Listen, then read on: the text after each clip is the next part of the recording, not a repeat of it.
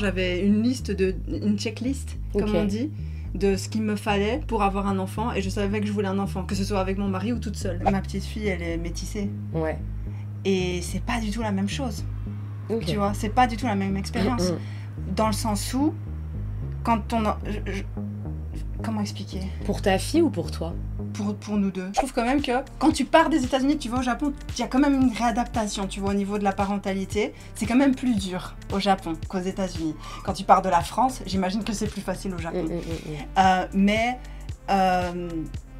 il y a ce truc, j'ai l'impression que le standard il est différent avec moi, parce que ma fille elle est japonaise, donc elle doit se comporter comme une japonaise. T'as ça avec la France aussi un peu, je suis désolée, je vais pas rentrer dans des sujets trop touchy, mais quand c'est un Français noir, bah il est pas français, tu vois, mais quand il gagne à la Coupe du Monde, il est français, tu vois. Il y a ça avec les métis au Japon, j'ai fort l'impression. Et ils me demandent, est-ce qu'elle est métisse et tout, et du coup dans leur tête, bah elle est chez nous, tu vois, elle est à nous un peu, tu vois, elle est japonaise, et du coup il faut bien l'éduquer comme une japonaise. La maman elle est étrangère, donc elle sait moins bien, donc il faut lui expliquer. Et je me rappelle avoir appelé Moshi, j'ai les larmes qui m'ont rien d'y penser, et avoir dit, je vais pas y arriver.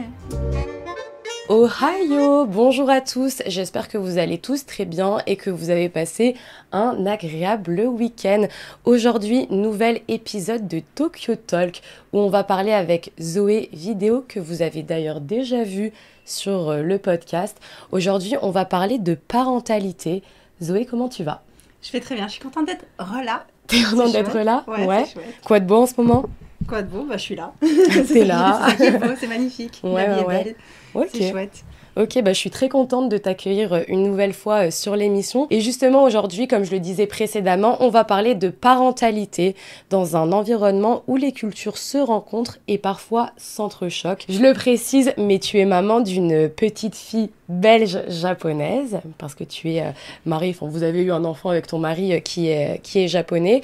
Et j'aimerais justement parler de cette double culture, dans quel environnement ta fille a pu grandir, des difficultés ou pas qu'elle a pu rencontrer justement dans l'environnement que peut être l'école, des différentes visions que tu peux avoir avec ton mari japonais.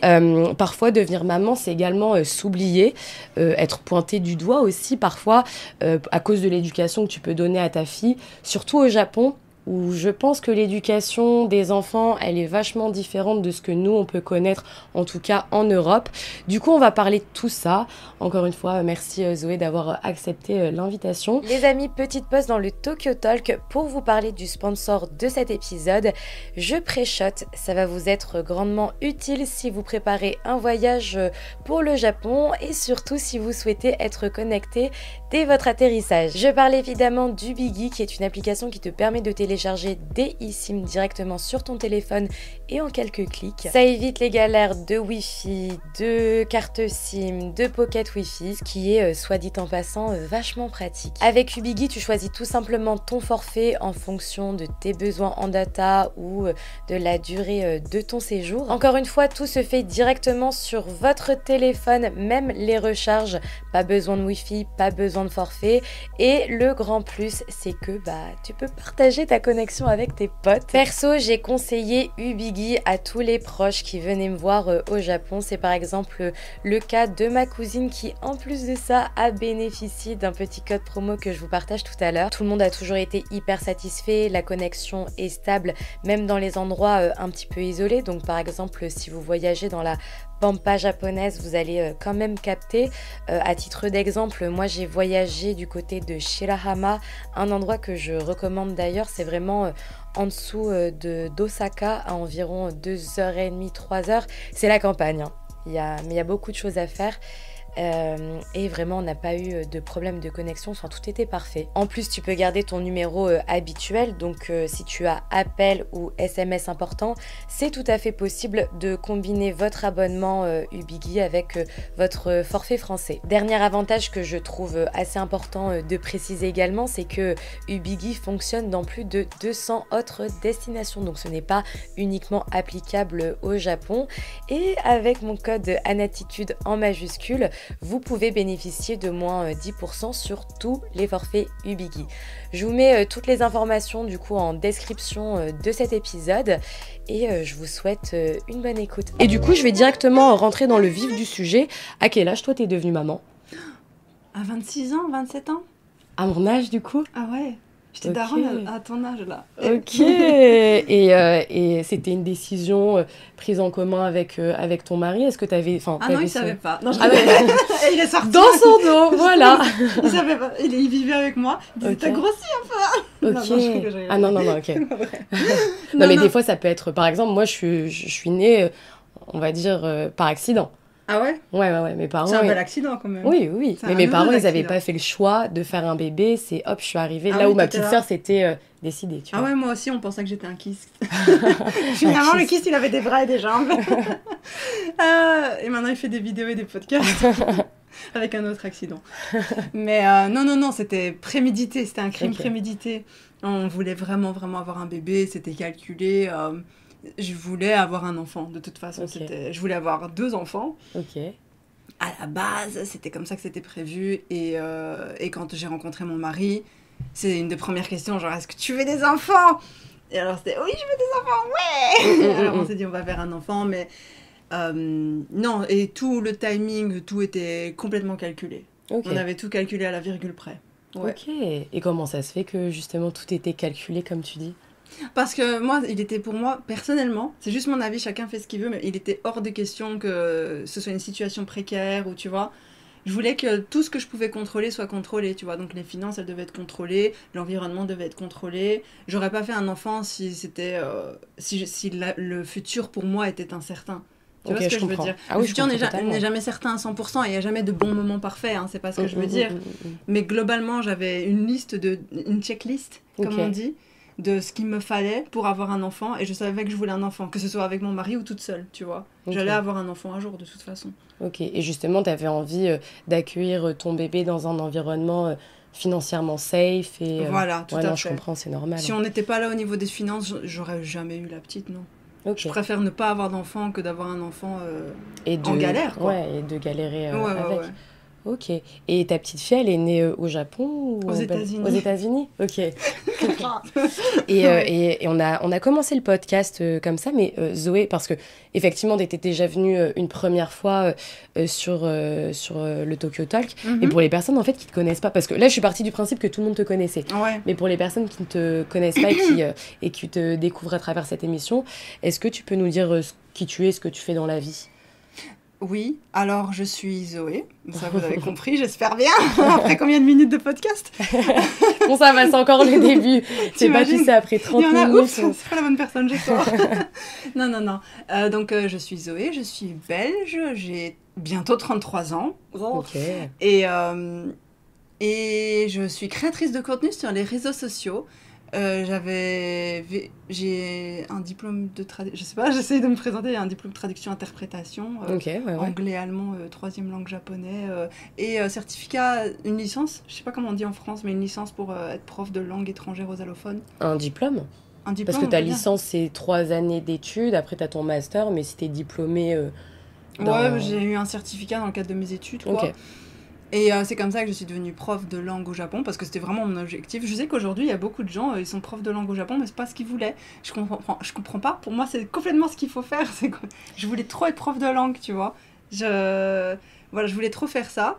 Et je sais que c'est pas le dada de tout le monde, mais en tout cas, moi, je voulais trop faire ça avec les enfants. Je l'ai fait, j'ai été trop bien. J'ai rencontré mon mari au Japon, et puis après, il a eu une promotion au niveau du travail, et on est parti vivre aux États-Unis pendant 8 ans. Et pendant ce temps-là, j'ai créé ma chaîne YouTube, j'ai créé ma société. La sauce a pris, tant mieux. Merci beaucoup à tous les gens qui me regardent de façon régulière. Et ouais, j'ai eu ma petite fille et la vie s'est construite. Et finalement, je vivais entre le Japon et les États-Unis. Hein. J'étais beaucoup et la Belgique également. Je rentrais 3 mois au Japon, 3 mois en Belgique, nanana. Et finalement, on a décidé de rentrer définitivement. Enfin, définitivement, on ne sait pas. Oui, mais oui. on a décidé d'avoir une maison et tout l'année passée. Voilà, de rentrer au Japon. Au Japon. Et je suis là. Pour tourner ce petit podcast Voilà. finalement.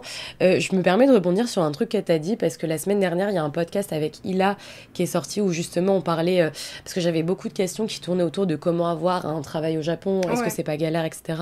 Donc allez regarder l'épisode, les amis, il est vraiment génial. Elle est trop cool, Ila. Ouais, vraiment, c'était trop intéressant, ça dure à peu près 1h30, mais tu vois, justement, elle disait que maintenant, aujourd'hui, être prof, dans ton CV, c'est pas forcément un truc qui t'aide pour trouver un poste assez haut placé au Japon.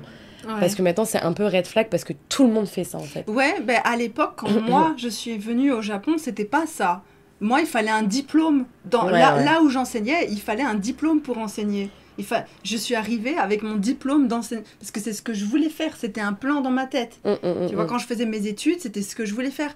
Et du coup, c'est vrai que cette réalisation, elle est un peu bizarre pour moi. C'est pas du tout une critique. Mais c'est vrai qu'aujourd'hui, il y a eu un trou dans l'espace-temps où on passe de « c'est trop mon rêve d'être prof de langue au Japon » à « ouais, maintenant tous les étrangers au Japon, ils sont profs de langue ». Tu vois ce que je veux dire ? Et surtout que maintenant, tu vois, moi j'ai un ami qui, pareil, est diplômé, a son diplôme et il peut exercer en tant qu'enseignant, prof, etc. d'anglais. Et il a posté, enfin il a galéré à trouver son travail parce que même dans les écoles, là il donne des cours à des primaires, à des petits japonais en primaire. Trop bien. Donc, alors il adore, mais il a dit que de base, entre quelqu'un qui est quand même diplômé et juste un natif qui parle anglais, tu sais, par exemple un américain ou voilà, et ben entre un natif anglais qui parle anglais et un prof qui a, enfin quelqu'un qui a fait des études pendant 5 ans, ben les gens préfèrent un natif. Un natif, oui, mais ils ont raison quelque part. Ouais, mais je veux dire, c'est pas parce que tu parles une langue que tu sais l'enseigner. Là où tu fais des études on t'apprend aussi à enfin je sais pas, à enseigner la langue que t'apprends, non ? Je sais pas. Oui, tout à fait. Mais ça, c'est un point de vue linguistique. Moi, bon, voilà, c'est un autre sujet. Mais personnellement, je suis d'accord avec le fait de prendre un natif pour enseigner les langues, Moi, je me vendais pas comme ça, du coup, tu vois. Et ça a bien marché pour moi à l'époque, parce qu'on n'en était pas au stade où c'était pas comme ça. Il y avait pas autant d'étrangers pour être prof de langue. Il y avait pas autant de gens qui voulaient être prof de langue. C'était pas... J'ai pas l'impression qu'à l'époque, c'était vraiment le job... par défaut des étrangers. Maintenant, c'est vraiment un job par défaut. Ça me fait un peu mal au cœur, j'avoue. Ça me fait un petit pincement parce que je trouve que c'est vraiment un job que j'ai adoré faire. C'était vraiment une des plus belles expériences de ma vie d'être prof de langue au Japon. Et c'était dans cette optique-là que j'avais appris les langues. J'ai toujours aimé les enfants, j'ai toujours, tu vois. Mais c'est vrai que en tant que personne qui a une formation dans ça et en linguistique et qui parle plusieurs langues relativement bien, on va dire... le choix de prendre un prof natif fonctionne beaucoup mieux. C'est juste, après, c'est le curriculum. CV, Non, pas, la façon dont tu apprends la langue aux gens. Tu vois, je sais pas, j'ai pas le mot. Oui. Tu vois, t'as des gens, ils veulent apprendre une langue en prenant une liste de vocabulaire et en apprenant la liste de vocabulaire par cœur. La méthode d'enseignement. La méthode d'enseignement, voilà. Bravo. Ouais, là, par rapport à la méthode d'enseignement, maintenant, oui, si tu veux apprendre une langue, tu dois apprendre une langue avec un natif. Si tu veux apprendre à parler une langue et à bien comprendre la langue, tu dois l'apprendre avec un natif. Maintenant, si tu veux apprendre la grammaire et le vocabulaire, tu peux l'apprendre avec un non-natif. Il te l'apprendra beaucoup mieux. Mais techniquement parlant, les bébés, pour apprendre à parler une langue, ils commencent pas à se dire la grammaire. Tu vois, ils apprennent directement à parler avec des natifs. Et justement, toi, ta fille, elle parle combien de langues ? Elle parle 3 langues. Ma fille, elle est fantastique. L'anglais, japonais et du coup français ? Ouais. Ok. Anglais, japonais, français. Et est-ce que elle est fantastique, ma fille. Et du coup, est-ce que des fois, elle se perd dans les 3 langues ou... Elle mélange pas les 3 langues, mais elle le fait sciemment. Tu vois, si jamais elle a pas le mot dans une langue, elle sait que la personne en face d'elle peut comprendre, donc elle skip, tu vois, elle switch. Elle switch. Okay. Mais elle le fait juste sciemment, tu vois, elle est tranquillou. Ok. Ouais. Et justement, j'ai une petite question. J'aimerais savoir comment tu pourrais décrire ta relation avec ta fille. C'est difficile. C'est une question... Avant, j'ai vraiment envie de, tu vois, te poser des questions un peu de manière entonnoir, tu sais, de prendre le truc un peu plus globalement et après poser des questions. C'est une bonne question, on m'a jamais posé cette question. Ok. Bah justement, on est ici pour justement creuser le sujet. Ouais, il y a beaucoup à creuser. Hein. Le truc, c'est que ma relation avec... Bon, je pense que tous les parents se disent que leur relation avec leur enfant est particulière, mais moi, j'ai raison. Non, je rigole. Moi, c'est différent. Non, tu vois, tout le monde pense qu'on est spéciaux, tu vois. Donc, je sais pas si ça paraît un peu... C'est singulier, après, c'est normal. Oui, tu vois. Donc, oui, évidemment, ma relation avec ma fille, elle est particulière, vu que tout le monde est particulier. Mais dans notre cas, disons que l'isolement lié au fait d'être maman... j'ai accouché de ma fille aux États-Unis, du coup. Donc, j'ai directement été très, très isolée avec ma fille. On n'avait pas de famille... aux États-Unis du tout, c'était moi, Mochi, Momo et le reste du monde. Et cet isolement a fait que... Et beaucoup de gens me font la remarque dans ma famille proche que c'est... Je trouve pas, je suis pas d'accord. Mais ils disent que c'est trop. Mais je suis pas d'accord. Attention, moi je trouve que c'est bien. C'est ce Quand tu dis trop, c'est-à-dire ils disent que c'est trop. Non, ils disent que Momo et moi c'est trop. Ah, ok. Ils disent que c'est trop. Bah dans quel sens justement? Mais c'est une bonne question. Vous êtes trop fusionnels, vous êtes trop ensemble, est-ce que t'es trop maman poule? C'est quoi, c'est quoi ce trop? On me dit que je suis trop, qu'on est trop... Genre qu'on est presque la même personne. Okay. Ce qui n'est pas vrai du tout. C'est juste une vision extérieure des gens, tu vois. Mais moi je suis pas du tout d'accord avec ça. Et justement, qu'est-ce que t'aimerais leur dire en mode, mis à part le fait que tu sois pas d'accord, comment tu justifierais que ces personnes, elles aient tort? Comment je justifierais le fait que ces personnes ont tort? C'est une bonne question. Bon, en général, je dis juste à tort, mais c'est vrai que ils sont pas à ma place, tout simplement. Et ils savent pas ce que moi j'ai vécu avec ma fille. Tu vois, chacun a une expérience différente avec son enfant. Et c'est vrai que, en fait, je pense que les gens sont frileux par rapport à ce qu'ils n'ont pas l'habitude de voir. D'accord ? Et c'est vrai qu'aujourd'hui, en 2024, on a moins facilement, on projette moins dans notre cerveau facilement, je ne sais pas parler, désolée, l'idée de la maman qui est tout le temps avec son enfant les 6 premières années de sa vie, tu vois. Genre, par exemple, quand je dis que j'ai arrêté de dormir avec ma fille, genre, il y a 3 jours. Tu vois ce que je veux dire? Et les gens disent, ouais, mais pas les gens sur Internet, hein, les gens, ma communauté, elle s'en fout, tu vois. Mais c'est vrai que t'as des gens qui disent, tu dors encore avec elle, tu vois, parce qu'on a très très fort normalisé, et c'est normal. C'est normalisé pour une bonne raison, tu vois. Le fait que les mamans, très tôt, elles sont séparées de leur enfant, tu vois, aujourd'hui. Ça n'a pas été mon cas, mais pour plein de raisons indépendantes de ma volonté aussi, tu vois, j'ai pas fait exprès. Mais c'est vrai que j'ai eu ma fille, on était isolés aux États-Unis, j'avais mal calculé, donc j'étais la seule personne à pouvoir m'occuper d'elle, jamais de babysitter, jamais rien. Et ça fait qu'on était tout le temps collés ensemble. Puis il y a eu le Covid, quand j'ai voulu la mettre en crèche, il y a eu le Covid, donc elle est restée à la maison avec moi pendant 3 ans encore, et puis finalement il a été le temps d'aller au jardin d'enfants. Et ouais... À ce stade-là, en général, de la vie, t'as beaucoup de parents, à partir de 6 mois déjà, ils sont régulièrement séparés de leur enfant, tu vois. Et c'est pas un problème, et c'est pas quelque chose que je critique du tout. Il faut normaliser ça, parce que c'est la société qui est construite autour de ce système-là, et ça fonctionne, je crois, j'en sais rien. Je suis pas à la place de ces parents-là, c'est vous qui savez. Mais il faut aussi normaliser le fait que t'as des gens qui sont encore très très très souvent avec leur enfant. Les deux sont valides, tu vois ce que je veux dire? Et je pense que les gens sont tellement pas habitués à l'image de la maman qui est tout le temps collée avec son gamin que les gens, ça leur fait un truc, tu vois. J'ai l'impression, c'est comme ça que je justifie. Moi, je justifie ça plus comme un manque d'habitude. Les gens sont juste pas habitués. Et justement, tu nous disais que les gens se permettaient de te faire des petites remarques sur la manière, par exemple, que tu avais... alors quand je dis éduquer, je prends vraiment... c'est assez généraliste ce mot, mais par exemple le fait que tu dormes encore entre guillemets avec ta fille et que bon c'est plus le cas depuis 3 jours, est-ce que tu as souvent des remarques qui vont être liées justement aux décisions que tu vas prendre sur l'éducation de ta fille ou pas? Sur Internet, tu veux dire, ou dans la vie de tous les jours? Non, je te parle dans la vie de tous les jours parce que tu sais, je pense que même en fonction du pays où tu élèves ton enfant, tu auras toujours le prisme de la société qui va influencer l'éducation de ton enfant. Et je pense que tu sois aux États-Unis, en Belgique ou au Japon, je pense que tu peux te taper des remarques qui sont complètement différentes, tu sais, que ça soit du voisin, etc. Parce qu'on sait que des fois, c'est la vie, mais tout le monde se mêle de ce qui ne les regarde pas. Et surtout, je trouve, particulièrement quand ça touche les enfants et quand tu es maman. Parce qu'on va pas te donner on va pas dire la même chose au papa et à la maman. Tu sais, en général, je trouve, par rapport à ce que j'ai déjà vu, c'est la maman qui se prend... S'il y a un truc qui va pas, c'est à cause de la mère. C'est à cause de la maman, ouais. Tu vois, parce qu'elle a mal fait son taf, que je mets bien entre guillemets, tu sais. Donc, ma question, c'est est-ce que, en fonction du pays aussi dans lequel tu t'es trouvé, même pas en fonction, mais est-ce que t'as déjà été un peu au centre de certaines remarques ou pas? Oui, bien sûr. Oui, les gens se permettent beaucoup de remarques, hein. Ils considèrent... C'est drôle, hein. C'est très paradoxal, hein, ce que je vais dire. Mais les gens considèrent que les mamans, comme elles éduquent les enfants, d'un côté, ils sont en mode... ils éduquent... D'un côté, on a intérioriser l'idée. On va pas le dire. Maintenant que je vais le dire à haute voix, il y a peut-être des gens qui vont se dire « Ah, C'est vrai. Peut-être, ou peut-être des gens qui vont dire ah non, pas du tout. Mm-mm. Mais moi, j'ai la sensation, d'accord, c'est mon avis, que on a fort intériorisé le fait que les mamans, comme elles ont des enfants, que les enfants représentent un peu la société. Tu vois, La société de demain, ouais. c'est la société de demain. Donc, quand une maman élève son enfant, elle élève quelqu'un qui va probablement participer, on espère, Ouais. participer activement à la société. Donc, les gens ont l'impression que c'est leurs affaires un peu.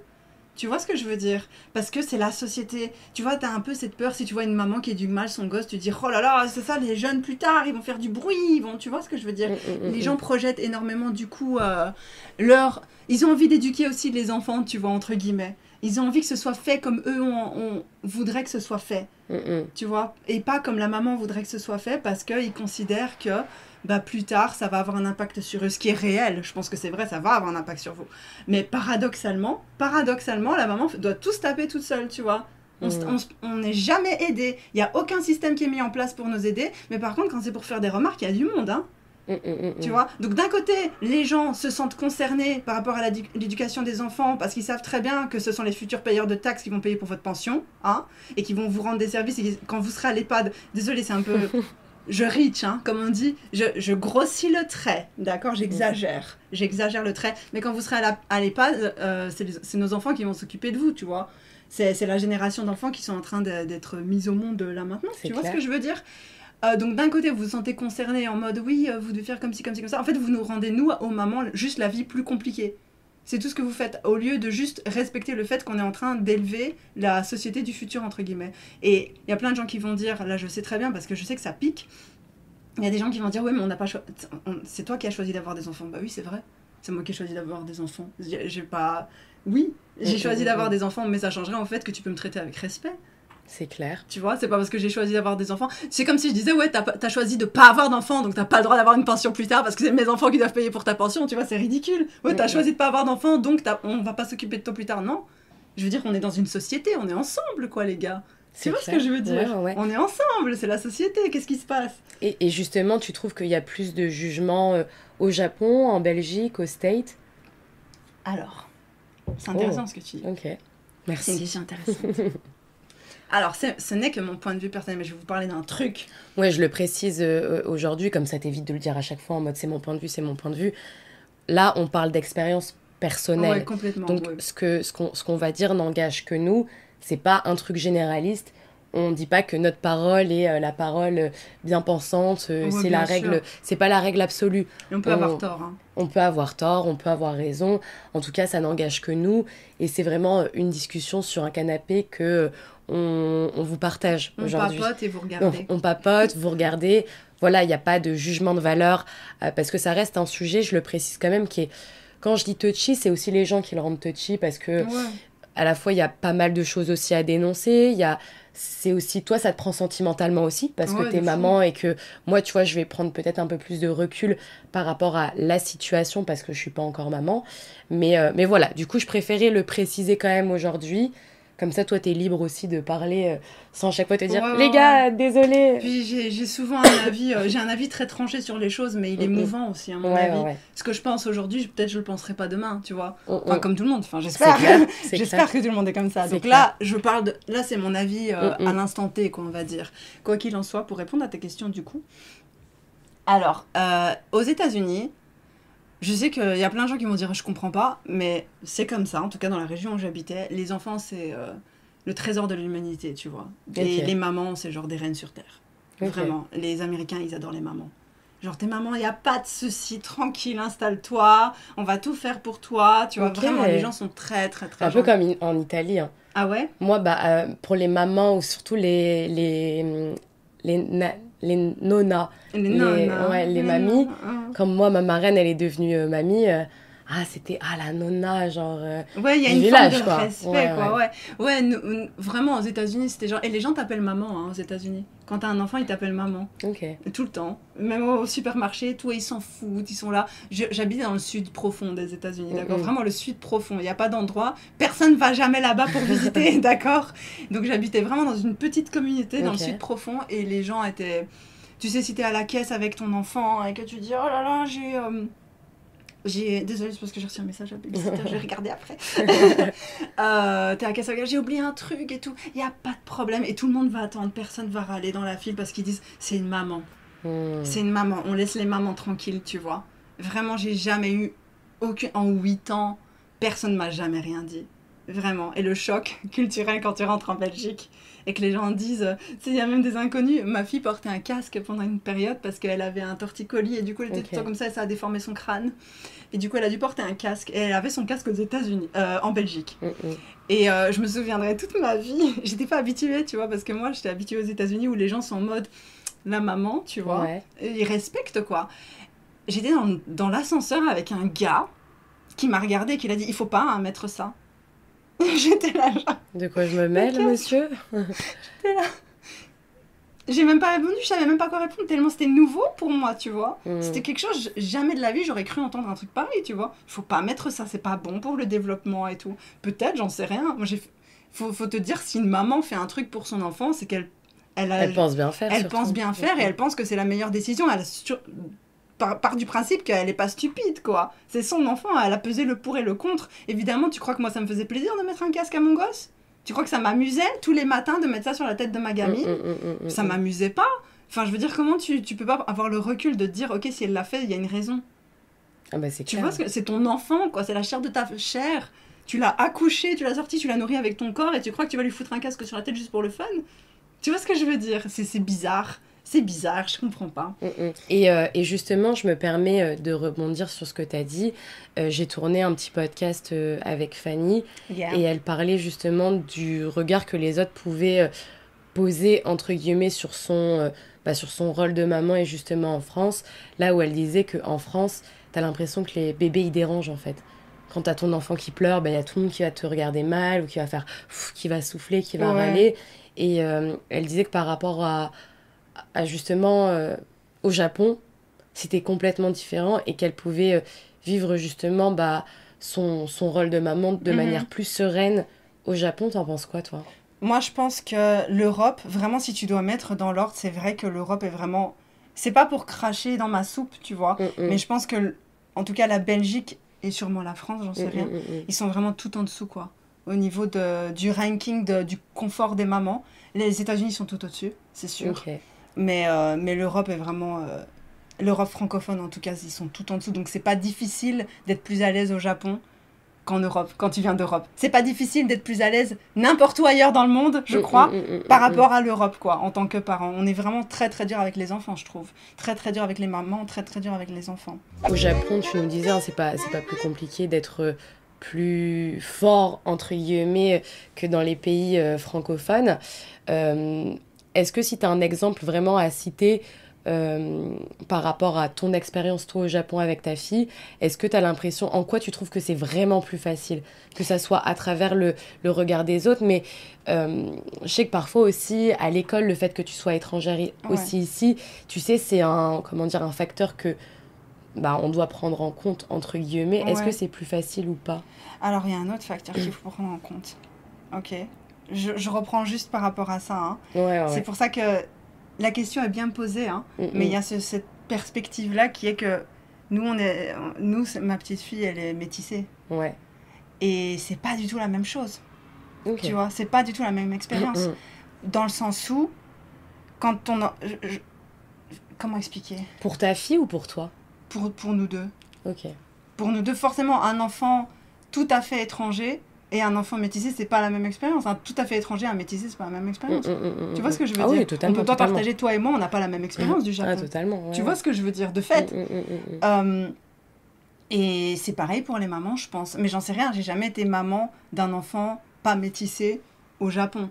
Mais il y a un truc en plus que j'ai l'impression, en tout cas moi quand j'entends les commentaires, les expériences des autres mamans, j'entends une différence. Mais je sais pas mettre exactement le doigt dessus parce que j'ai pas cette expérience-là. Et moi j'en ai parlé avec mon mari, j'en ai parlé avec des amis, avec des gens autour de moi. Et je pense que c'est en rapport avec le fait que ma fille soit métissée. Tu vois ce que je veux dire? Et quand tu parles de différence, tu la trouves plutôt positive ou négative? Dans les deux. Parfois, j'en sais rien. Je sais pas s'il y a du positif. Forcément, on remarque plus facilement le négatif parce qu'on se dit ah c'est pas bien, tu vois. Mais dans le sens où j'ai l'impression que tu sais, ça j'en ai déjà parlé souvent hein, de cette dissonance cognitive au niveau du quand je dis que je trouve quand même que quand tu pars des États-Unis, que tu vas au Japon, il y a quand même une réadaptation, tu vois, au niveau de la parentalité. C'est quand même plus dur au Japon qu'aux États-Unis. Quand tu pars de la France, j'imagine que c'est plus facile au Japon. Mais il y a ce truc, j'ai l'impression que le standard, il est différent avec moi. Parce que ma fille, elle est japonaise, donc elle doit se comporter comme une japonaise. Okay. Elle n'est pas japonaise, elle est métissée, on est d'accord. Mais les japonais, les mamans japonaises, les grand-mères japonaises... Les grand-mères japonaises, c'est très fort. Oui, elle est japonaise, donc en fait, ils veulent...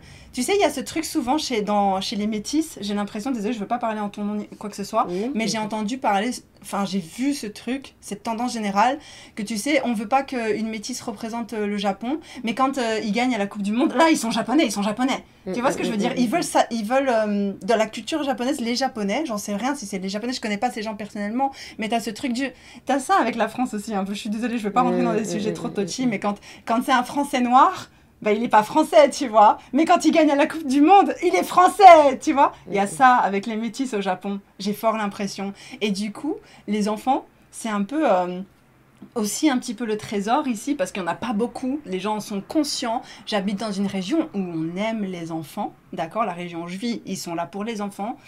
Et du coup, quand ils voient ma fille, ils voient qu'elle me parle en japonais, ils voient...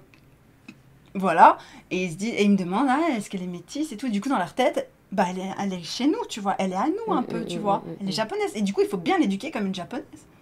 Tu vois. Ouais, c'est ce que j'allais te poser comme question. Est-ce que tu as déjà justement ressenti un peu de pression par rapport au fait que tu sois, entre guillemets, obligée d'éduquer ta fille comme une japonaise ? 100%, tu vois. J'avais raconté cette anecdote un jour qu'on m'avait dit il faut laver ses enfants tous les jours, nanana, tu vois. 100% que ma fille aurait été 100% étrangère. 100% étrangère. 100% belge, 100% caucasienne, j'en sais rien. On n'aurait pas fait la réflexion parce qu'on se serait dit c'est normal. Mais si ta fille elle est japonaise, elle doit apprendre quand même à faire comme les Japonais. Tu vois, je pense que je me prends des réflexions parce que les gens partent du principe que comme elle est japonaise, elle est métissée, mais dans la tête des gens, elle est quand même assez japonaise pour que, oui, elle fait partie de la société japonaise, donc elle doit être éduquée comme une japonaise. Il se serait jamais permis de me faire cette réflexion si elle n'avait pas été...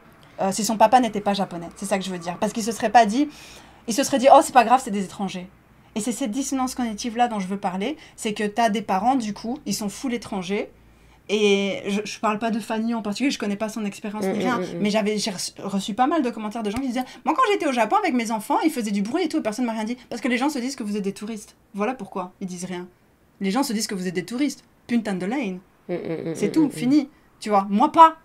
Moi pas. Et on t'a jamais dit t'es la babysitter ou un truc comme ça ? Ah si. Si. En mode où tu perds un peu cette légitimité en mode bah non, enfin non. Vous êtes la maman ? Si, on me dit que je suis la babysitter, on me dit mais c'est vous la maman, nanana, tu vois. Je pensais pas, j'ai eu ça à Nagoya. La maman de... Maintenant, les gens me connaissent dans le quartier où je vais et tout. Mais à Nagoya, c'était la maman de mon mari qui avait pris la petite au parc. Tu vois, donc les gens, ils voient la petite, ils voient la grand-mère, ils disent ça colle, plus ou moins, tu vois. Et ils se disent, ok, ça colle plus ou moins, tu vois. Ils voient qu'elle est un peu plus... tu vois, peut-être c'est différent, peut-être, j'en sais rien. Je sais pas ce qui se passe dans la tête des gens. Après, les Japonais viennent dans toutes les couleurs et dans toutes les formes, hein, tu vois. Il n'y a pas genre le physique, vrai, tu hein. vois. Mais c'est vrai, tu vrai. vois. Donc les gens partent pas forcément... Ils voient une petite fille, elle est... vachement claire de peau, mais ils se disent pas elle est étrangère, tu vois, parce que elle peut être japonaise tout en étant très très claire de peau, tu vois ce que je veux dire. Et après je suis arrivée et la maman de Moshi était partie dormir dans la voiture. Je sais pas, c'est bizarre ça. C'est les vieux ici. Non, je rigole. J'espère qu'elle entendra jamais ça, c'est pas grave. Elle était partie dormir dans la voiture et je me souviens une des mamans des petits enfants avec qui Momo jouait quand je me suis rapprochée, tu vois, et elle était là, vous êtes qui et tout, tu vois. Et alors c'est Momo. Et je sais pas, tu voyais qu'elle pensait pas que j'étais la maman, quoi. Elle pensait que j'étais juste une random qui s'était approchée du groupe. Tu vois, et c'est logique quelque part. Tu vois, je peux comprendre, je lui en veux pas du tout. Mais c'est vrai que les gens se disent pas forcément que je suis la maman, mais après quand ils voient la petite faire Ils se disent ok. Ok. Et ça Les passe. connexions, elles se font plus Ouais. rapidement, du coup. Ouais, mais maintenant ici, en tout cas, comme la petite interagit beaucoup avec moi, c'est beaucoup moins qu'avant, parce qu'elle m'appelle maman directement devant les gens. Mais quand elle était bébé, c'était fort. J'étais tout le temps... j'étais la nanny qui était là pour lui apprendre l'anglais, alors que je lui parlais en français. D'accord, Je ok. parlais à la petite en français devant les gens, tu vois, elle avait genre 6 mois, quelque chose. Elle a pas parlé avant ses 3 ans, tu vois. Ok. Parce qu'elle avait beaucoup de langues et tout, apparemment c'était pour ça. Elle a parlé très tard, ma fille. Et du coup, jusqu'à ses 3 ans, en général, et je pense que c'est lié, tu vois. Les gens pensaient que, quand je venais au Japon, les gens pensaient pas que j'étais sa maman, non. Ok. Et justement, juste avant de parler de ça, tu nous racontais dans les grandes lignes l'anecdote de l'histoire des cheveux de ta Ouais. fille. Est-ce que tu peux expliquer, parce qu'on en avait parlé, toi et moi. En Ouais. fait, c'était avec moi Ah, qu'on ok, avait ok. parlé. Est-ce que pour les personnes qui ne savent pas, du coup, tu pourrais Yes. expliquer un peu plus l'histoire, comme ça on recontextualise. Ouais, avec plaisir. Avec grand plaisir. Alors, ce qui s'est passé, c'est que ma fille, elle a des problèmes d'otite. Elle a des problèmes avec ses petites oreilles, là. Les gens qui me suivent sur la chaîne savent qu'elle a des otites à répétition, qu'on lui a fait installer des tubes dans les oreilles, blabla. Mais du coup, il faut faire attention avec l'eau. Et du coup, moi, déjà, culturellement parlant, moi, je me lave pas souvent les cheveux, tu vois. Je me lave les cheveux deux fois par semaine maxi. Sinon, ça me les abîme, tout simplement, en fait. Et Momo... elle avait des longs cheveux encore à l'époque, elle avait des cheveux genre jusque-là. Et pour pas mettre de l'eau dans ses oreilles et pour pas aggraver, chaque fois qu'elle avait une otite, en général, je laissais. Je lavais pas ses cheveux, tu vois. Je lavais son corps, mais pas ses cheveux. Et au Japon, culturellement parlant, quand les gens prennent un bain, quand tu dis j'ai pris mon bain, les gens partent du principe que t'as tout pris, tu vois. T'as lavé tes cheveux, t'as tout fait, tu vois. Ce qui fonctionne pour pas mal de gens, hein, mais ce qui fonctionne pas spécialement pour plein d'autres gens. Et un jour, ce qui s'est passé, c'est que Momo commençait à avoir des nœuds dans ses cheveux et que je voulais pas tirer et l'embêter. Tout ce qui était autour de son oreille, elle était très sensible, elle pleurait beaucoup à cette époque. Et je voulais pas aller avec une brosse, elle avait peur qu'on touche à son oreille, elle avait très très mal. Ouais. Et je voulais pas la faire chier, quoi, entre nous. Mm. Désolée, je peux pas dire ça. Je voulais pas l'embêter. Je voulais pas l'embêter entre nous. Donc c'est vrai que je laissais cette partie-là un peu tranquille parce qu'il y avait du jus qui coulait, j'essayais de nettoyer comme je pouvais, c'était l'horreur. Oh, pauvre chou. Ouais, vraiment, c'était horrible. C'était la pauvre petite proute d'amour, franchement, elle était en souffrance. Hein. Elle avait mal, c'était chiant, on allait tout le temps à l'hôpital, bref. J'ai redit chiant. Mais t'as le droit. On fait attention maintenant à ce qu'on dit sur cette émission, parce que les amis, je me suis déjà fait limiter un podcast pour le mot que je ne vais pas répéter ici, hein, parce que ce serait bête de se faire limiter une deuxième émission. Mais voilà, des fois on est un peu limité sans raison, du coup... Maintenant, je briefe mes invités en leur demandant de faire gaffe à ce qu'ils disent. C'est ça. Du coup, ouais, c'était pas fameux, hein, mais c'est ce qui arrive quand ton enfant il a une otite et que tu peux pas faire grand-chose, tu vois, t'attends juste que les médicaments fonctionnent. Bref. Et du coup, elle va à l'école comme ça, et les profs remarquent que ses cheveux sont pas propres, quoi, mais pas sales. Ok, j'avais mis des photos j'avais montré, tu vois, dans quel état... Ils étaient juste emmêlés. J'aurais pas laissé ma fille aller avec des cheveux sales, tu vois, gras, dégoûtants. Je lui lavais les cheveux vite fait, mais c'est vrai que je laissais cette partie-là tranquille le plus possible. Et du coup, elle avait des nœuds. Et du coup, comme il y avait des nœuds, ils se disaient « Ah, elle est sale, la petite. » Et ils ont demandé à la petite « Est-ce que tu prends des bains ?» Déjà, poser cette question-là à un enfant, je suis désolée, je trouve ça honteux. Genre, demande-moi directement, en fait, en privé, je sais pas, appelle-moi. Tu peux téléphoner, quoi. Ils ont demandé ça à la petite et elle a dit oui, il me semble. Je sais plus comment la conversation s'est faite, mais en gros, ils lui ont demandé si elle se lavait les cheveux. Voilà, c'est ça, excusez-moi, je reprends. Ils lui demandaient si elle se lavait les cheveux et elle a dit non. Parce qu'elle s'était pas lavé les cheveux hier. Tu vois. Et ils sont venus chez moi, je suis arrivée à l'école, et devant tous les parents, devant tout le monde, ils ont dit oui, vous savez, il faut laver son enfant tous les jours. Hein. Au Japon, on lave son enfant tous les jours. Je sais pas si c'est culturel. Ah non, parce que la directrice de l'école avait voyagé en France à une époque et elle savait que les Français ne se lavaient pas tous les jours, que les Français se lavaient à peu près une fois par semaine. Non mais les cheveux surtout. C'est ce que la directrice de l'école a dit à la professeure principale de ma fille, qui est venue donc me trouver après les cours, devant tous les autres parents. Avec ma mais fille surtout que t'es pas française, du coup t'es belge en plus. Ils savent même pas, c'est con. Ouais. Ils savent même pas. Ouais, Ils savent même pas. Donc c'est ça l'anecdote, quoi. C'était... Mon cœur, il est tombé dans mes chaussettes. Hein. Ce jour-là, j'ai eu mal au cœur, j'ai pleuré. Hein. Ah mais je comprends, c'est dur. Hein. J'étais pas bien, j'étais là. Bah surtout t'es un peu, tu sais, c'est une situation qui est quand même un peu humiliante. Enfin, je dis un peu, mais ça l'est, tu vois. C'est très très humiliant. Je me suis sentie humiliée pour ma fille. J'ai eu une grosse discussion avec elle, essayer de voir pourquoi les profs en étaient arrivés à cette conclusion. Ouais. Mais encore une fois, moi je vais te dire une chose. Si ma fille avait pas été métissée, on m'aurait pas dit. Parce que je pense qu'ils auraient dit, oh, c'est les étrangers, c'est pas grave. Mais comme elle est japonaise, il faut qu'elle se lave tous les jours, tu vois. Et t'as l'impression que du coup, tu es un peu plus impliquée automatiquement que... On me tient à des standards plus stricts, je trouve. Est-ce que c'est, justement, j'allais dire, c'est quand ça arrange les gens, ou parfois ils veulent pas se mêler, bon bah ça, on va pas se mêler parce que bah, la maman elle est étrangère et du coup on n'a rien à dire. Non, justement c'est l'inverse. La maman elle est étrangère donc elle sait moins bien, donc il faut lui expliquer. Parce qu'elle sait pas, parce qu'elle est étrangère, il faut qu'elle comprenne et qu'elle connaisse la culture japonaise. Parce qu'elle est en train d'éduquer un japonais là. Okay. Dans la tête des gens, désolé, réalité que je vis tous les jours. Je sais pas la réalité des autres gens, mais ça, c'est une vraie réalité. Et surtout que les gens savent que je suis toute seule sans mon mari. Et ils prennent ça comme ils sont très gentils, très bienveillants, hein, mais ils prennent ça comme une mission généralisée, en fait. C'est la mission du peuple par chez moi, tu vois. De me tenir... que moi, j'élève une bonne petite japonaise, tu vois ce que je veux dire. Elle est pas japonaise, elle est métissée. Tu nous disais que bon, bah, les gens qui sont autour de toi ont un petit peu... ont l'impression d'avoir cette mission de devoir t'aider dans ton rôle de parent. Ouais. Toi, tu essayes de lui donner une éducation comment ? Est-ce que c'est justement à la fois belge, japonais ? Quelles valeurs tu essayes d'inculquer à ta fille ? Alors, j'essaye de prendre ce qui est bon dans chaque culture, tu vois. C'est logique. Hein. Je jette ce qui va pas et je prends ce qui va. Tu vois, je choisis. Mais je mets une limite parce qu'encore une fois, c'est toujours la même chose, tu vois. C'est toujours ce truc... je suis désolée, c'est les standards. Enfin, je veux dire, il n'y a rien à faire. Moi, je vois la différence entre les gens que... Je connais des gens, leur enfant n'est pas métissé et je vois comment les gens les traitent. C'est différent, tu vois. Mais je veux pas que Momo, elle souffre plus tard, que les gens disent « Ouais, mais t'es quand même métissée, tu devrais savoir » ou tu sais, des trucs comme ça. Du coup, j'essaye de faire en sorte qu'elle soit le moins... J'essaye qu'à l'extérieur, elle se comporte parfaitement bien. Je veux pas que ça lui porte préjudice le fait que j'ai voulu l'éduquer autrement. Mais à la maison, c'est différent. Et est-ce que tu peux nous donner des exemples, justement ? Tu disais, je prends ce qui est bon du côté japonais, du côté belge, et ça se traduit comment, par exemple, au quotidien, si tu as un petit exemple à nous donner ? Mais c'est simplement, même dans la vie privée, tu vois, je trouve que les Japonais sont très forts... mort sur ta chic, tu vois. Mort sur ta chic. Genre, ça va pas. Ah, shoganai ne. Shikatanai na. Mort sur ta chic. Moi, je suis pas d'accord avec ça. Je mords pas sur ma chic. Moi, s'il y a un problème, il y a un problème. Et j'essaie d'apprendre à ma fille, s'il y a un problème, tu le dis. Tu ne dis pas rien. Tu ne restes pas là à rien faire. Il y a un gars qui t'embête à l'école, tu y vas et tu fais chier tout le monde. Tu embêtes tout le monde s'il faut, tu vas chez la prof, tu y vas, tu te laisses pas faire, tu vois. Mais c'est vrai qu'au niveau de la discipline et du respect, tu vois, moi je préfère la façon japonaise.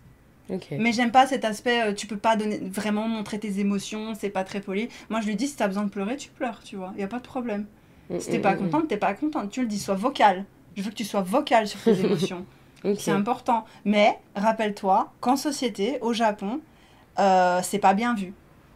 Elle le sait. Sache-le. Tu vois, tu peux pas, genre, chahuter ou si t'es pas contente, mais fais-le savoir s'il y a quelque chose qui va pas, ça c'est sûr.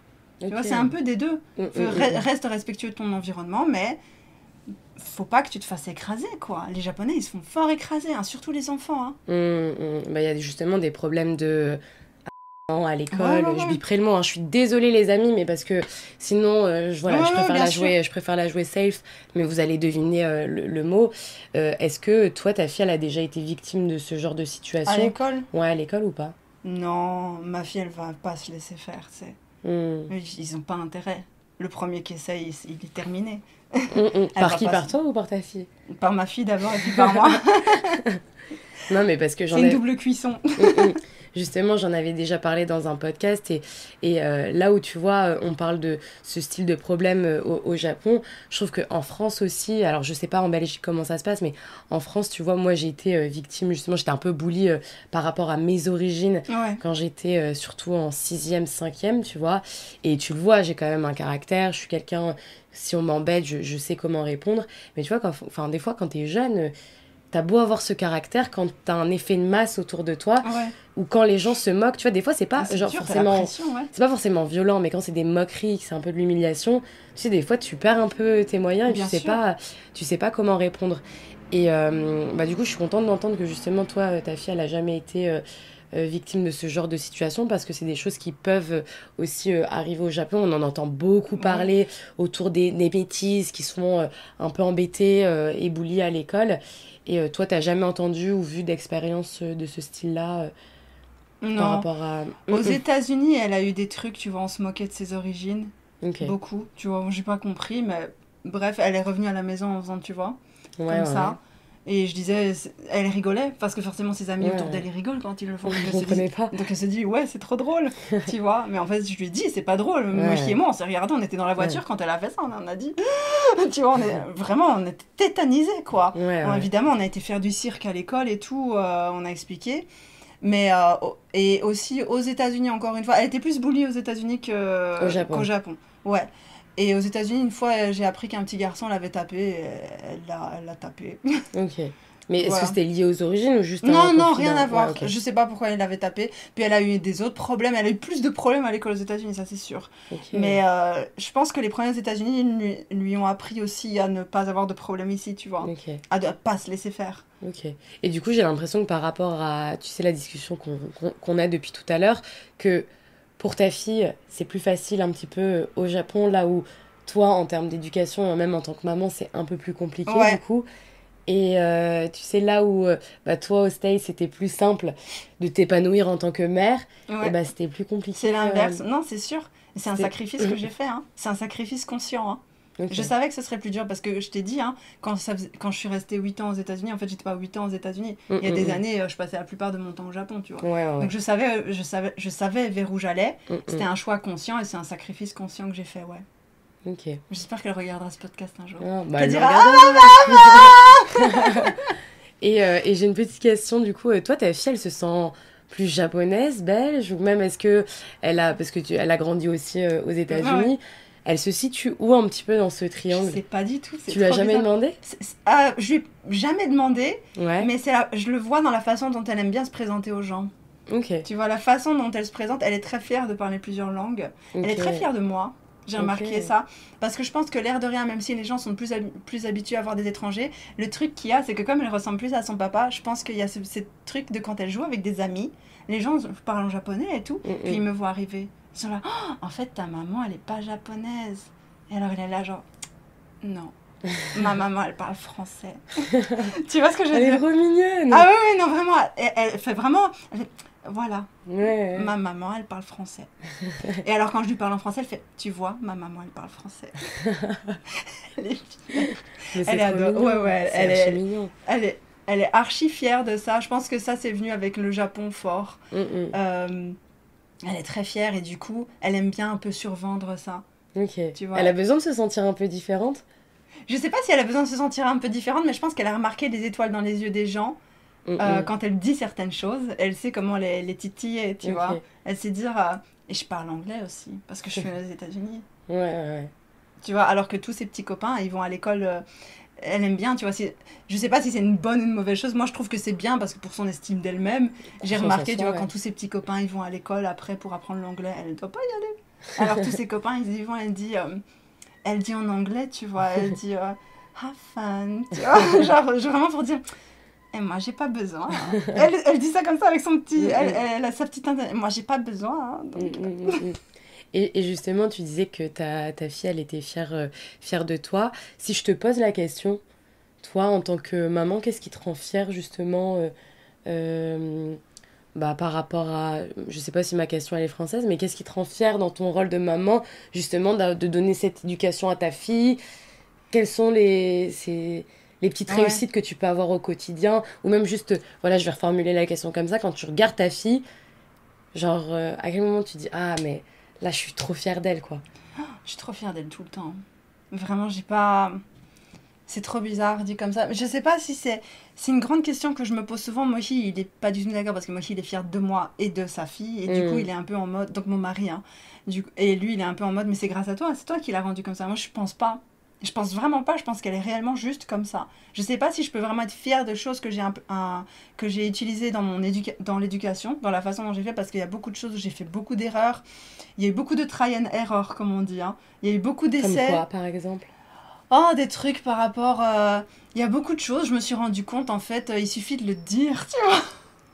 Il suffit de le dire, mais développementalement, bon, je vais pas partir dans tout un sujet, tu vois, parce que toi, après, tu dois encore faire ton podcast.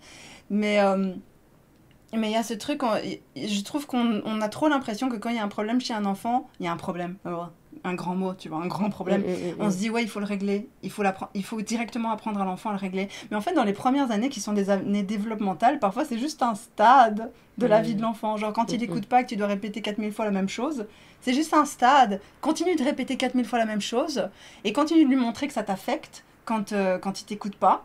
Et le jour où il y a le déclic, il y a le déclic. Tu dois pas t'énerver, tu dois pas le punir, tu dois pas, tu vois. C'est des trucs comme ça. Moi j'ai jamais vraiment puni ma fille, mais j'en avais déjà parlé il y a longtemps, qu'on avait du mal avec l'ordre. Tu vois, c'était très très difficile parce qu'on laissait beaucoup de liberté à la petite et on punissait pas. Et quand on lui demandait de ranger, forcément, elle rangeait pas. Tu vois, c'est pas gay, il n'y a aucun intérêt. Et c'est vrai qu'il y a eu pas mal de stress et de disputes par rapport à ça. On s'est pas mal disputé avec la petite pour ça, tu vois. Je regrette ces disputes-là. Tu vois ce que je veux dire? Je les regrette. Mais même, je pense qu'en tant que parent, tu passes aussi par là. Enfin, c'est normal de... Ouais, mais franchement, c'était stérile, quoi. Ça a servi à rien. Vraiment, parmi les choses qui ont servi... Il y a des disputes qui servent. Il y a des punitions, j'imagine, qui doivent servir. J'en sais rien, je l'ai jamais fait. Mais il y a des mots qui doivent servir, des choses pas gaies qu'on fait, qui servent. Sincèrement, ça n'a servi à rien. C'était stérile. Et je regrette. J'ai fait passer un sale quart d'heure. On a tous passé un sale quart d'heure. Pas des quarts d'heure, des jours. À s'énerver. Si tu comptes, si tu mets toutes les petites frustrations ensemble, tu te dis, ça servait à rien, quoi. Il suffisait d'attendre. Ah, je suis d'accord. Même si j'ai pas d'enfant, je trouve que ce que tu dis make sense, quoi. Ouais. Et tu disais justement que ton mari était fier de toi par rapport à l'éducation que tu avais pu donner à ta fille. Est-ce que lui, il a participé aussi parce que, tu sais, enfin... On va dire dans les foyers japonais, hein, c'est pas un mythe. Hein. Je te pose la question, t'es obligé de passer par là. Désolée. T'inquiète. Mais même si j'ai pas envie de parler de pourcentage, est-ce que t'as eu la sensation, toi, avec ayant un mari japonais, de t'être occupée seule justement de l'éducation de ta fille, ou t'as l'impression que la charge mentale, elle était un peu partagée? Alors, c'est compliqué comme question parce que j'ai l'impression que notre situation, elle est un peu particulière. On n'est pas votre couple mixte normal. Non, je rigole. Pardon, excuse-moi. On est spéciaux, d'accord. Non, je rigole. Mais ce que je veux dire par là... C'est normal que de toute façon, tout couple... Tout paraît spécial. Hein, tout est singulier. Tout est singulier. Ouais. C'est un joli mot, singulier. J'aime bien. Mais du coup, par rapport avec Mochi, d'abord, lui, il partait sur une éducation japonaise. Je pense que la différence... Je pense que ce qui se passe entre Mochi et moi, c'est que, et c'est pas du tout pour faire genre, c'est pas du tout pour me survendre ou quoi, mais c'est que je parlais déjà sa langue et je connaissais sa culture, j'avais déjà vécu dans son pays. Lui, il connaît pas ma culture, il connaît pas mon pays, tu vois, il parle à peine français, ce qui est pas bien. Il faut que votre partenaire, il apprenne votre langue, c'est pas normal. Je vois l'avantage qu'il a, je vois tout le bénéfice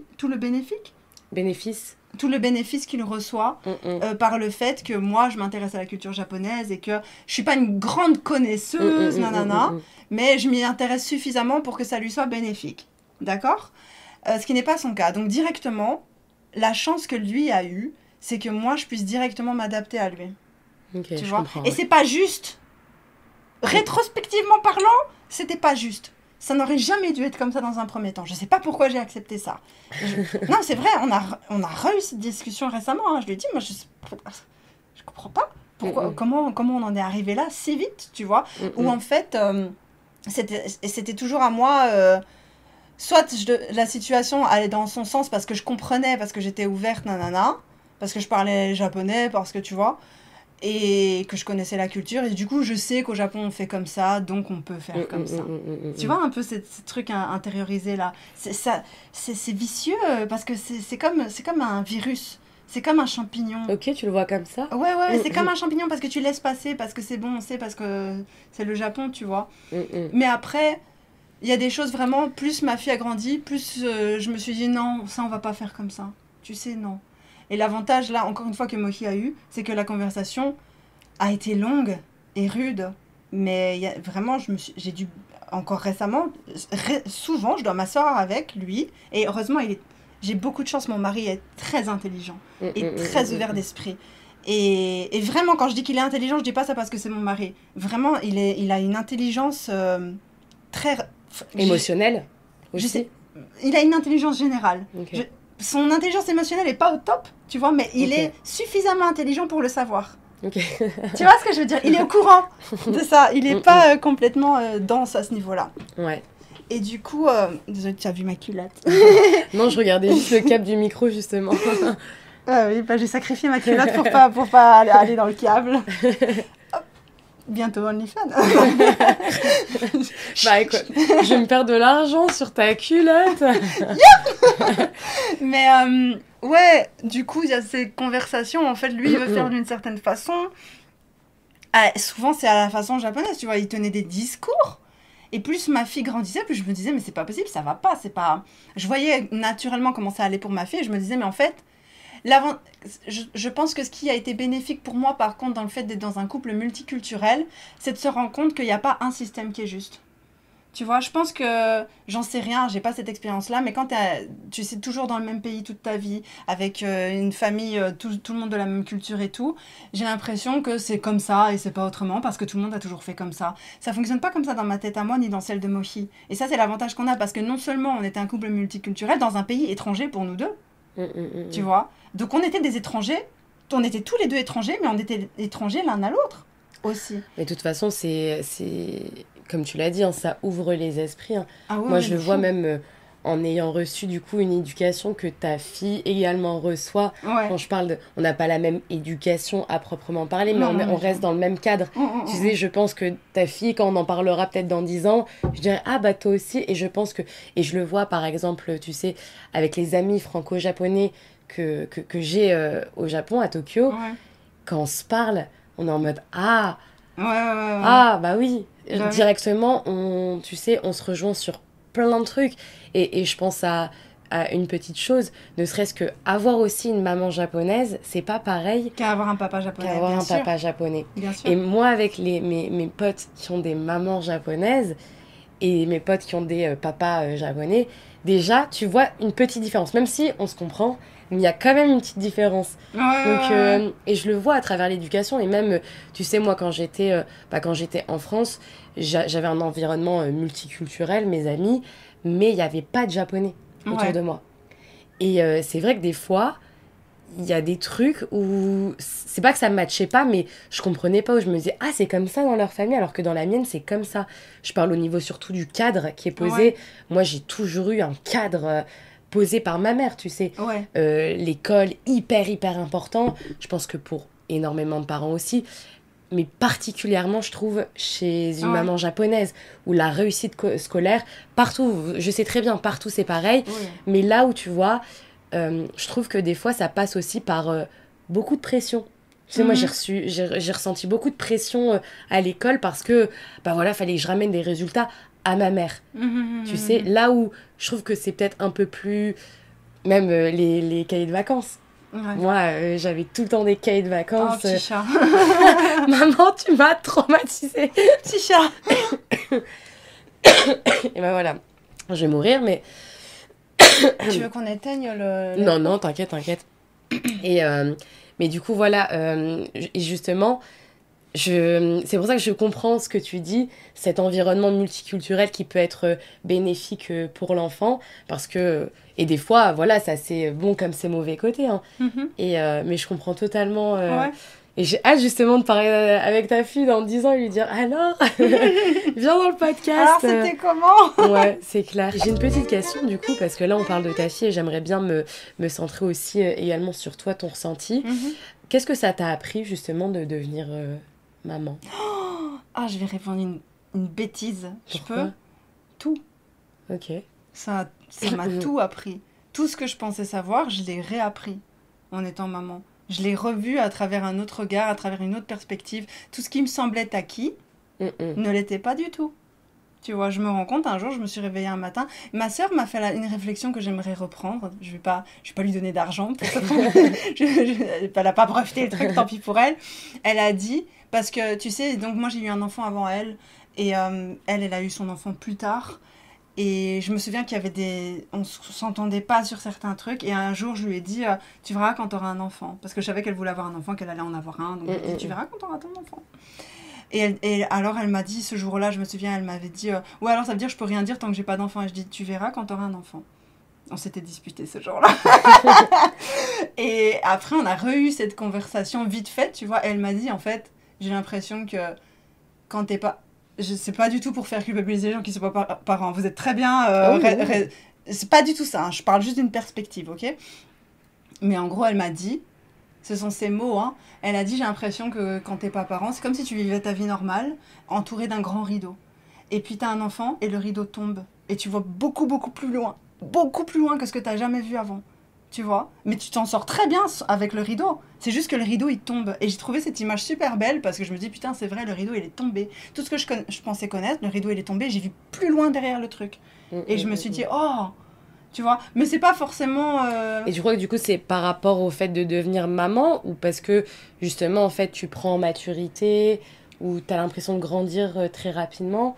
C'est quoi? Parce que moi, quand je me vois, quand j'avais 18 ans, j'ai l'impression de tout connaître et tout savoir. Ouais. 10 ans après, je me dis, mais j'étais une petite gamine, tu vois. Et quand tu te regardes avant, pareil, avant d'être maman, avant de tout ça, est-ce que c'est pas justement parce que tu as eu du temps pour prendre du recul ou c'est vraiment l'aspect je suis devenue maman et du coup en fait je pense plus loin parce que en fait je suis obligée de penser plus loin parce que je suis plus toute seule. Oui, il y a de ça, c'est sûr, mais oui, non. Tu vois, c'est intéressant ce que tu dis. Je pense qu'il doit y avoir un petit peu des deux. Je pense que quand tu dis j'ai pris en maturité, tu parles sur la ligne temporelle, mais une expérience de vie peut te faire gagner en maturité. Ah oui, totalement. Être maman est une expérience de vie. Tu vois ce que je veux dire? Donc, quelque part, ça colle avec ce que tu dis, tu vois. Si on le prend pas dans la chronologie vraiment, tu vois. Ouais. C'est pas passer à l'âge. La sensation, tu vois, que j'avais quand j'avais 20 ans, quand tu dis, voilà, quand j'avais 20 ans, ou 15 ans, et puis j'ai cet âge-là, je pensais tout savoir. C'est ça, c'est cette même sensation. Je pensais tout savoir, et puis j'ai eu un enfant, et je me suis dit, eh ben merde, je savais rien du tout. Ok. Tu vois, je pense que ça doit être à peu près la même sensation. Et c'est quoi justement les plus grands défis que toi t'as eu en tant que maman et là justement une maman qui éduque sa fille au Japon, c'est quoi les plus grands défis auxquels tu fais face au quotidien? Au quotidien? Ouais. Je sais pas, ma fille elle est facile, hein. Ma fille est facile. Je pense que le plus gros défi, c'est... Je trouve que ce qui est dur pour moi en tant que maman au Japon, et encore une fois, désolée d'insister sur ça, c'est pas du tout pour pour rendre la conversation bizarre, mais le fait d'être mariée à un Japonais et maman d'un enfant du coup métissé, c'est la pression sociale. C'est très dur, j'ai dur avec ça, vraiment c'est compliqué. C'est compliqué parce que j'essaie toujours d'être à la hauteur et les mamans japonaises font beaucoup, tu vois, vraiment beaucoup. Et elles font des choses avec lesquelles je suis pas d'accord, mais d'un autre côté... Comme quoi?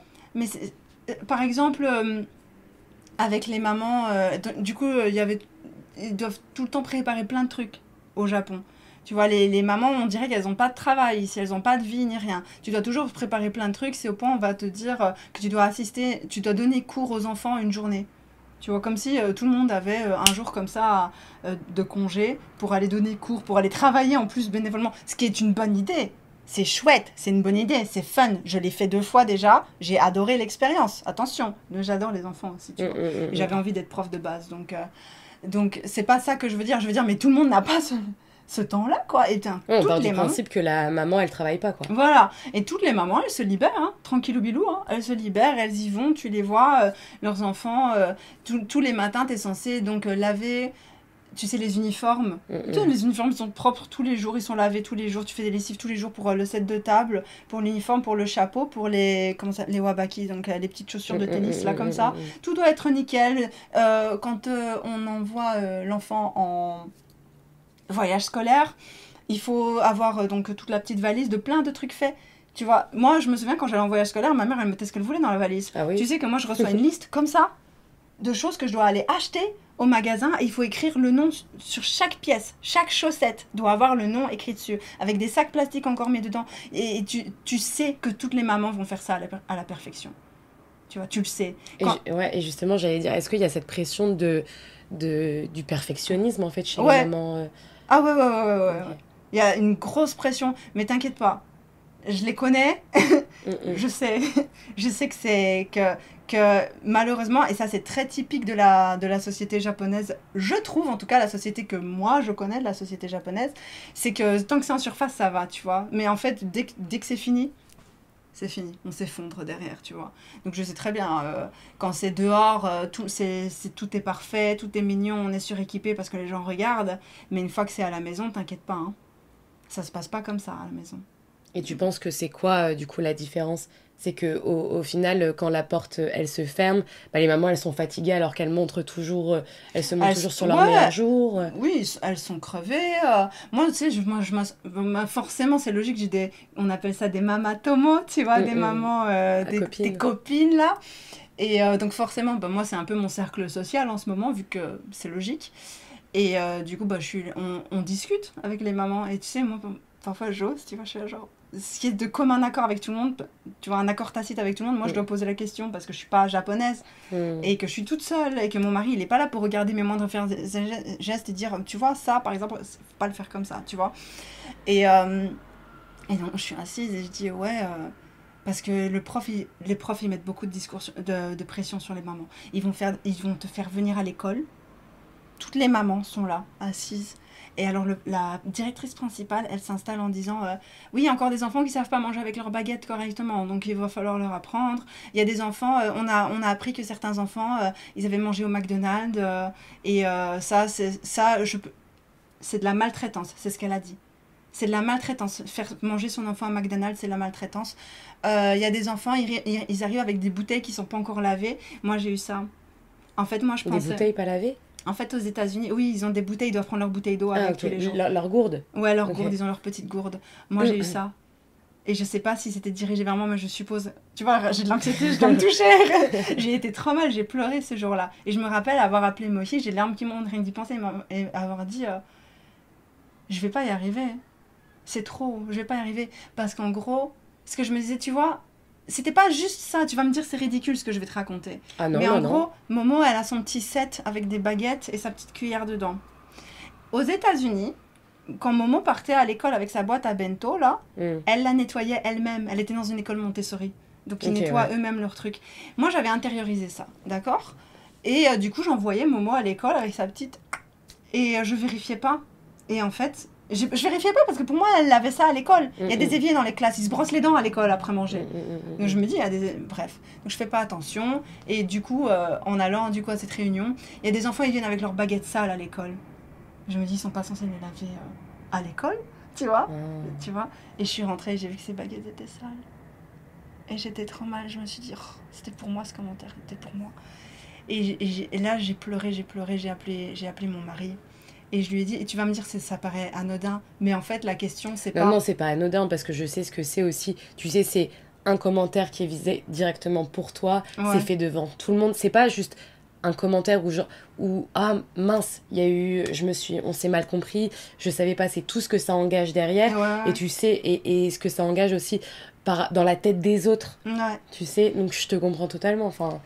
Ah, et donc... Et j'ai appelé Mohi et je lui ai dit, en fait, c'est pas juste les baguettes. Oui, c'est ça, c'est ce que je voulais t'expliquer. Et toutes les autres choses que je ne sais pas, que je fais mal, que je ne sais pas et que je fais mal quand même. Et j'ai tout le temps des trucs comme ça, parce que si j'avais été japonaise, j'aurais su. Tu vois, à un moment donné, ils disent, vous devez apporter un tablier à l'école.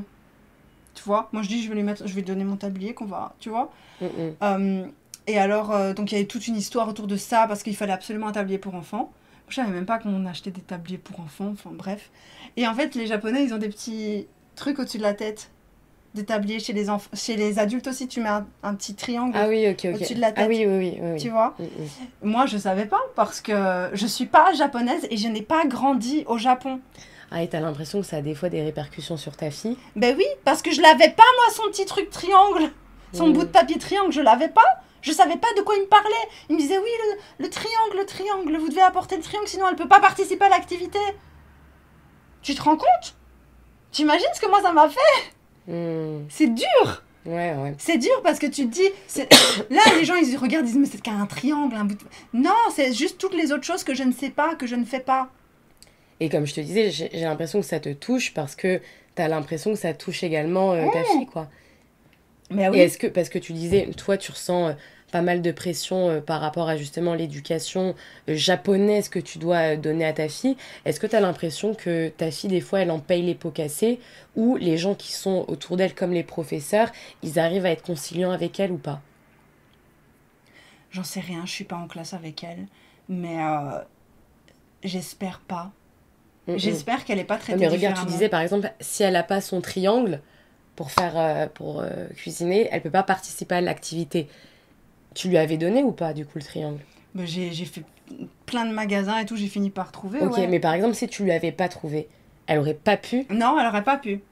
Tu vois, ok. Ils auraient pas été sympas. Et c'est là la différence, je suis désolée de le dire comme ça, et c'est là la différence entre les enfants métissés et les enfants et les autres.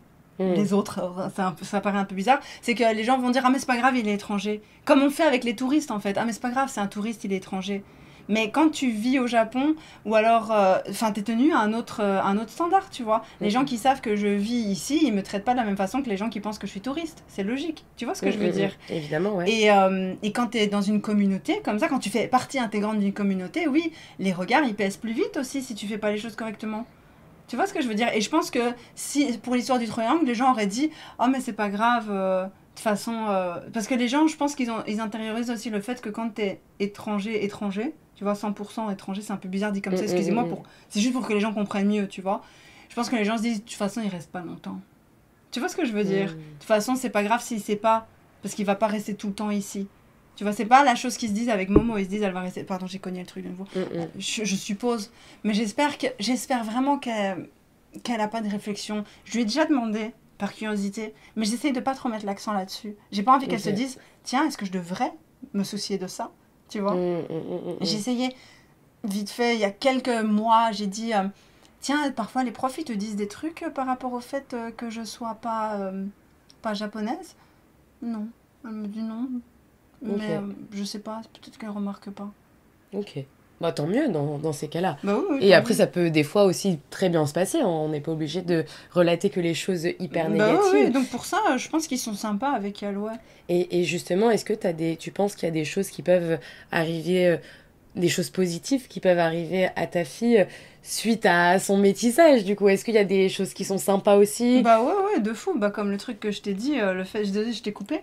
Non, tu m'as... Ah ok, excuse-moi. Non, mais je me suis coupée toute seule, du coup. Non, mais il y a le truc par rapport aux langues et tout, qu'elle est un peu fière, qu'elle fait, bah ouais, ma maman, elle est pas japonaise, tu vois. Elle aime bien... Alors elle est rigolote parce qu'elle dit pas... elle sait pas dire que je suis belge, je sais pas pourquoi. Elle arrive pas à... dans son cerveau là. C'est encore difficile pour elle. Elle me dit toujours Furan Sogono Hito. Elle dit je suis une personne de français. Je suis pas français, je suis Furan, la personne de langue française, tu vois. Alors elle dit ouais, ma maman c'est une personne de langue française et tout, tu vois. Elle est super fière, hein. Elle est super fière. Ok. Ouais, c'est franchement, mais j'ai pas... Je suppose qu'elle doit avoir peut-être des traitements de faveur. Ça va venir avec le temps. Je suis pas parce que la société, elle change justement par rapport au métissage aussi. Ouais. Je suis pas du tout pour le traitement de faveur par rapport au métissage, mais si ça peut être cool pour elle... Bah c'est ça. Ouais, caca sur ton doigt, quoi. Je pense que, de toute façon, vaut mieux prendre le positif que le négatif à choisir, tu sais. Tout à fait, ouais. Donc, je pense qu'il y a plusieurs années de ça, être enfant métis, c'était peut-être encore plus compliqué. De ce que j'entends, etc. Même j'ai des amis qui ont grandi, qui sont franco-japonais, qui ont grandi au Japon. Et voilà, des fois on me dit, ouais, c'était pas forcément facile. Il y en a d'autres qui le vivent, qui ont vécu leur enfance d'une manière très paisible, comme d'autres un peu moins. Il y a une chose aussi que j'avais remarqué, et j'avais demandé à mon pote, enfin c'est pas vraiment mon pote, mais c'est le copain d'une amie à moi, et on était partis en petite journée excursive à Okutama, et il est franco-japonais. Et c'est fou, parce qu'à chaque fois qu'il a en tout cas dans cette journée-là, hein, qu'il avait des interactions avec des Japonais, les mecs essayaient de lui parler en anglais, alors que le copain de ma copine répondait en japonais parfait. Et ça se voit qu'il est asiatique, Ouais. mais tu peux te douter que c'est un métis, et des fois, dans la tête des Japonais, c'est en mode « Ah bah non, c'est un étranger ». Ta Et surtout copine, chez elle est les quoi? vieux. Ma copine, elle est française. Ok. Et, ok. et son copain est franco-japonais. Mhm. Et du coup, il y avait un gars japonais qui lui parlait. Et en gros, il faisait une fixette sur lui parler anglais. Et du coup, je lui avais posé la question en mode « Mais c'est pas chiant que les gens, ils te répondent genre en anglais alors que toi, tu parles un parfait japonais ?» Il était en mode « Non, mais j'ai l'habitude. » Donc après, il switch en anglais. Et dans son propre pays où il a grandi, il parle même pas sa langue, quoi. Ouais, je me demande... moi, j'ai remarqué un truc. Pas par rapport au physique ou quoi, hein. Ouais. Mais j'ai remarqué que si, par exemple, je suis avec Momo et que Momo me parle en japonais, les gens vont me parler en japonais. Si Ok. je suis avec Momo et que je parle en français avec elle, ils vont essayer de me parler en anglais. Ok. Ça, j'ai remarqué. Du coup, à l'extérieur, en général, je parle plus souvent en japonais avec elle. Ok. Parce que j'ai pas envie qu'elle ait l'impression d'être traitée différemment par les gens, tu vois. Mm. Mais C'est déjà arrivé, justement? qu'elle soit traitée différemment par les Ouais. gens. Ouais. Un jour, elle jouait c'était pas une plaine de jeu, mais c'était un petit point. Et il y avait des petites étudiantes qui étaient assises là. Des étudiantes, je sais pas, elles avaient 16 ans, quoi. Elles étaient en tenue d'étudiante en tout cas. Et elles regardaient Momo, tu vois. Et quand elles m'ont vu arriver, elles ont commencé à faire un moment « Hello, hello ». Tu vois, genre, trop bizarre le truc. J'étais là, genre, c'est bizarre et tout, genre... Ouais. Elles en pensaient rien il y a 2 secondes, tu vois. Et c'est vrai que parfois les gens, ils sont un peu chelous, tu vois, à ce niveau-là. Ok. Et du coup, je lui ai parlé en japonais pour dire, tu vois, Ouais. parce que ça doit lui faire bizarre à elle aussi. Elle, dans sa tête, elle a encore du mal à comprendre pourquoi les gens la regardent, puissent la regarder et pas lui parler en japonais, tu vois, ici. De la même façon qu'elle peut pas comprendre quand là on a été à Hawaï, tu vois, pour elle, c'est logique, elle regarde quelqu'un, elle lui parle soit, elle sélectionne directement la langue dans laquelle elle va parler, tu vois. Et pour elle, les anglophones lui parlent en anglais et ouais, mais Les Japonais sont censés lui parler en japonais. Voilà, tout à fait. Et justement, pour terminer le petit podcast, est-ce que tu aurais des conseils à donner aux personnes qui peuvent se retrouver dans ta situation, tu vois, il y a sûrement des mamans qui, tu vois, au final, on parle de la société japonaise, mais en fait, c'est plus dans un couple multiculturel, comment se passe l'éducation. Ça, je pense qu'il y a plein de personnes qui peuvent être dans cette situation-là. Ouais. Quel conseil, toi, tu donnerais aux personnes qui nous écoutent? Dans l'optique où ils voudraient venir au Japon avec un enfant ou Ouais. je sais pas, hein. Ouais, bah oui. Une optique générale. Ouais. Moi, je dirais qu'il faut... Ce que je trouve, personnellement, je vais pas partir dans un grand discours, hein, mais j'ai l'impression que beaucoup de gens, ils sautent dans des trucs multiculturels, dans des mariages multiculturels, dans des projets. Je vois souvent, même ici, hein, des parents qui veulent que leur enfant... qui est métissé, ils veulent qu'ils parlent leur langue paternelle ou maternelle et ils disent « Oh, on n'y arrive pas, nanana » et tout, tu vois. Je trouve que, pour moi, la raison pour laquelle... J'en sais rien, je veux pas parler à la place des gens, tu vois, c'est très très prétentieux et malvenu, hein, ce que je suis en train de faire, mais c'est pour donner un conseil. Tu vois ce que je veux dire? Je donne un conseil à des gens qui n'ont pas besoin de mes conseils, tu vois. Donc c'est malvenu ce que je vais dire, mais j'ai fort la sensation que les gens, ils ont tendance à sauter dans un truc, les 2 pieds dedans, sans savoir dans quoi ils vont. Tu vois? Quand ils se marient avec un japonais, ils connaissent pas forcément la culture japonaise, ils parlent un petit peu le japonais, mais ils se posent pas plus de questions de ça, et puis ils se disent ah mais en fait les japonais c'est pas facile, tu vois. Ou alors ils essayent d'apprendre la langue à leur enfant et ils se disent ah mais en fait ils parlent pas, tu vois. Et donc en général les conversations que j'ai, et c'est des conversations réelles que j'ai avec des gens qui disent comment t'as fait pour faire tenir ton mariage avec ton mari. Pour le moment ça tient, on sait pas de quoi demain est fait, mais voilà. Et ils me disent, moi, j'étais mariée avec un japonais, ça n'a pas tenu. J'étais mariée avec une japonaise, ça n'a pas tenu parce que tant, tu vois. Mais genre, culturellement, forcément, il faut se renseigner avant. C'est pas du tout pour renvoyer la pierre, hein. C'est pas mal hein, de divorcer, c'est pas mal de pas y arriver, c'est pas mal, tu vois, de partir et de faire autre chose si ça vous convient pas. Mais il faut savoir que quand tu t'engages dans quelque chose, tu t'engages dans plus que juste l'objet même de la chose, tu vois. Oh, je veux que mon enfant, il parle... Mais c'est comme ça dans tout, tu vois. C'est pas juste par rapport au Japon, par rapport aux langues, tu vois. Mais les gens, ça peut être par rapport à tes projets, par rapport à YouTube. Les gens qui veulent commencer sur YouTube, c'est pas juste, oh, je veux faire des vidéos sur YouTube. C'est, oui, tu vas devoir faire du contenu et les gens, au début, ils vont pas regarder. Et tu vas devoir faire des vidéos et derrière, il y a le montage à faire et tout, tu vois. Tu dois renseigner-toi avant de te lancer dans un projet. C'est tout. Donc, si tu te lances dans le projet... de vouloir éduquer ton enfant d'une certaine façon ou quoi, ou de vouloir être dans un couple multiculturel, il faut que tu saches dans quoi tu t'embarques. Ça s'applique à tout, en fait, ce que je dis. C'est très... désolée, c'est un conseil nul. Non, mais grave pas, c'est hyper intéressant. Ouais, je pense que ça fera écho aux personnes qui nous écoutent. Ouais. Merci, en tout cas, Zoé, pour tout ce que tu nous as partagé aujourd'hui. Est-ce que tu peux nous partager aussi tes réseaux sociaux pour les personnes qui aimeraient te retrouver Vous voulez me retrouver Vous avez bien aimé? Parce que tu es sur Twitch, Instagram, YouTube, TikTok. Everywhere. Ouais, donc Zoé Vidéo sur YouTube. J'ai aussi une chaîne de podcast, je peux le dire. Ah ben bien sûr. Qui s'appelle Les Pensées de Zoé. J'ai aussi une chaîne qui s'appelle Flâneuse du Levant, qui est une chaîne de vlog de mon quotidien au Japon. J'ai TikTok, j'ai Flâneuse du Levant sur TikTok. J'ai Twitch, c'est Zoé Vidéo. Ok. Eh bien écoutez les amis, n'hésitez pas à vous abonner aux différents réseaux sociaux. Si ça vous intéresse. Si ça vous intéresse, bien évidemment, de Zoé.